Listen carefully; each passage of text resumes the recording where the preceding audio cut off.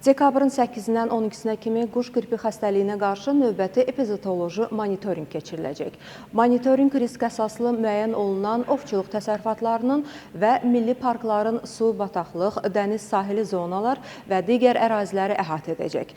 Bununla yanaşı vəhşi quşlara baxış keçiriləcək, xəstəlik törədicisinin aşkar edilməsi məqsədi ilə vəhşi quşlar ovlanacaq və bəzi sənaye əsaslı müxtəlif həcmli quşçuluq müəssisələrində, o cümlədən bir sıra rayonlardakı ailə təsərrüfatlarında saxlanılan ev quşlarından diaqnostik nümunələr götürüləcək. Habelə ölkə üzrə müəssisələrə, təsərrüfatlara, su hövzələrinə və parklara ümumi baxış keçirilməklə məqsədyönlü maarifləndirmə təbliğat tədbirləri həyata keçiriləcək və epizotoloji məlumatlar toplanaraq təhlil ediləcək.